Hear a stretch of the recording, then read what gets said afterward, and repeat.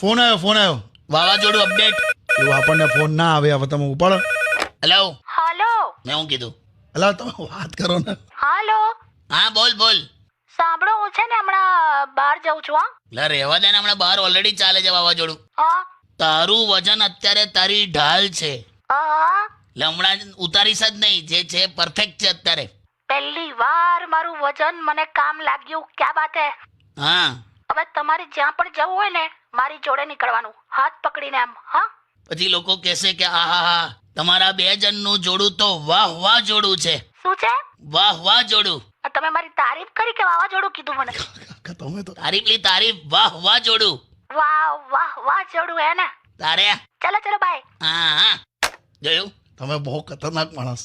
જે કહેવાનું હતું કહી દીધું ઇનડાયરેક્ટ. જીવન સાથીની જરૂર તો છે જ. તમને ખબર છે આપણને ભગવાને આ હાથમાં આંગળી વચ્ચે ગેપો કેમ આપી છે? હું કહે છે? તમારી સાથે વાત નથી કરતી. ભગવાને આપણને હાથમાં આ આંગળી વચ્ચે ગેપો કેમ આપી છે?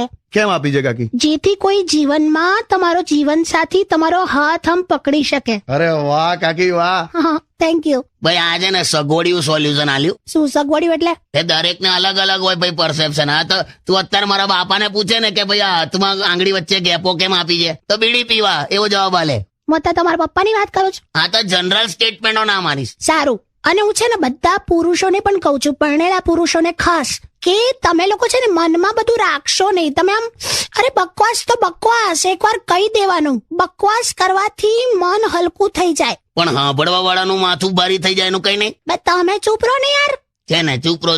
આ હું તમને કહી દઉં મિત્રો, લગ્નનું નક્કી કરવા જાઓ ત્યારે તમે જયારે છોકરી પડતી તમને પૂછું. મને કહે છે અરે એટલે તમને બંનેઓને હા પૂછો ને કાકી. પિક્ચરમાં પેલા હિરોઈનનો લેટર આવતો હોય અને હીરો વાંચતો હોય, તો હીરો વાંચતો હોય તો એનો અવાજ આવવો જોઈએ ને, એના બદલે જે લખે છે એનો બેકગ્રાઉન્ડ વોઇસ આવે. એટલે હિરોઈન બોલતી હોય ચિઠ્ઠીમાંથી. એ શું હશે? એક તો તારો સવાલ સમજતા મને આટલો ટાઈમ થયો, જવાબ હું આલું. હશે તું શોધી કાઢ. હા કે બકા ફટ કરીને ઉડાવી દીધી મારી આખી વાત. એક વસ્તુમાં સરખા જવાબ આપવા નથી તમારે. ના ખબર જ ના જ પાડું નહીં. યાદ આ છે ને એક વસ્તુ કહું તને. શું? મારા લગ્ન થયા ને પછી મને ખબર પડી કે હીરો હિરોઈન ના મળ્યા પછી પિક્ચર કેમ પૂરી થઈ જાય. Stay tuned with કિશોર કાકા only on Radio City 91.1. Yes, કાકી સાથે વાત કરતો હતો કે મહેશભાઈ છે ને પોલીસમાં હવે ભરતી થવા જઈ રહ્યા છે. હે ના પાડી હતી મેં તને, ના બોલતો.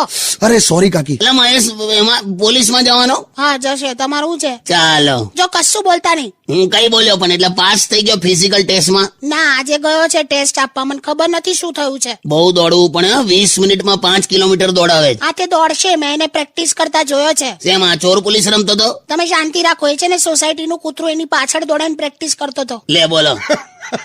અરે એને હવે જે રીતે કર્યું હોય. તમારે શું છે? પણ આમાં એનું ચેસ્ટ નું માપ પણ લે, છાતીનું માપ હોવું જોઈએ. 80 કે 90 સેન્ટીમીટર કેવું કંઈક આવે છે. અને પાછું છાતી ફૂલાવાનું પણ કે ફૂલવી જોઈએ. અરે અમારા ફેમિલીના કિસ્સા એટલા સરસ છે ને, એટલા બધા ગર્વ થાય એવા છે ને કે એની એમને એમ છાતી ફૂલેલી જ રહેશે. એવી છાતી ફૂલવાની વાત નહીં ચાલતી ભાઈ. ઓ આ ફિઝિકલી સેન્ટીમીટરમાં મપાય. એ જે હશે હવે છોડો ને. જે હશે તે ભાઈ, હવે એને કરવું હોય તો કરે. ગઈકાલે જ મને કહેતો હતો કે કાનૂન કે હાથ લંબે હોતે. તે શું કરશે? લાંબો હાથ કરી. તો ઉપાડો ને, તમારી બાજુ જ છે. હેલો. હાલો, સાંભળો.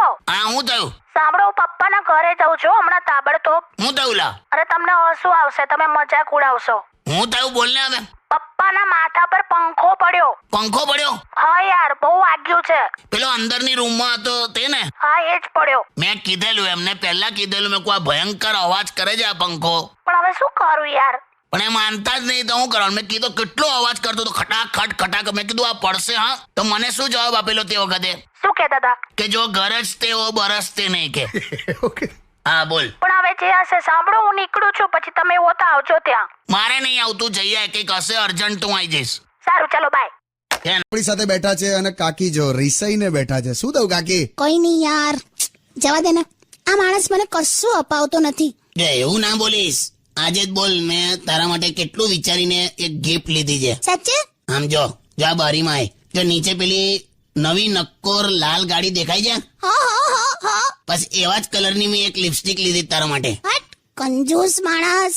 તને ખબર છે ભઈલું? શું? મારા ચણિયાનું નાડું તૂટી ગયેલું ને, તો મેં અમને એમ કીધું કે લાવ તમે મને 20 રૂપિયા આપો, નાડું લેવું છે. તો એમણે મને ચિંગમ ખેંચીને આપી દીધી કે લે આ નાખી દે. કે કંજૂસ માણસ. એ તો એ વખતે મેં ચિંગમ ચાવતો તો એટલા માટે ખેંચી આમ મેં તો પોળી થઈ વ્યવસ્થિત, અને તારે ઉતાવળ હતી એટલે મદદ કરો પછી વાપરવાનું આપણે. કંજૂસ સાવ. જો છે ને તું મને તો કંજૂસ કહીશ જ નહીં. તા બાપાનો જૂનો ધંધો યાદ છે ને?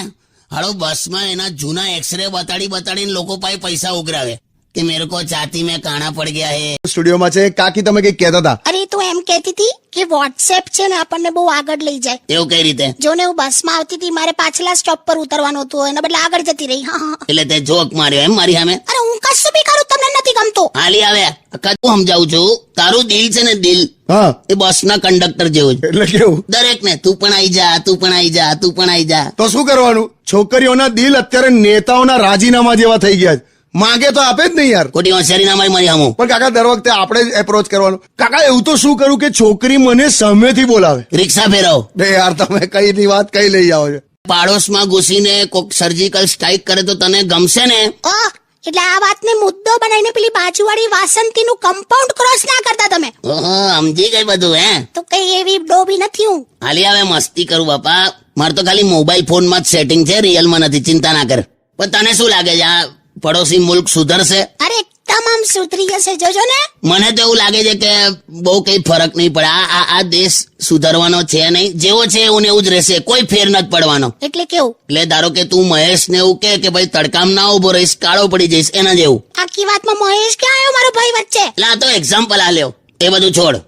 હું તને કહું છું, તે કોઈ દિવસ તારા જિંદગીમાં એવું કંઈક કર્યું કે જેનાથી મારું માથું અદ્ધર થાય? કેમ રોજ માથા નીચે તક્યો તો મૂક્યા પૂછ. બે હું નહીં બેઠો, બે તું સોંગ વગર લા. તમારા ડિસ્કશન જ મોટા અવાજ ના હોય છે. હા ભાઈ, પાર્લામેન્ટ હું થયું પણ? કઈ નહીં, હવે જવા દે ને. ના ના, શું કામ જવા દે? તારો વાંક આવે એટલે જવા દે. અરે એમાં શું થયું? ઉભી રે ના, મને કહેવા દે.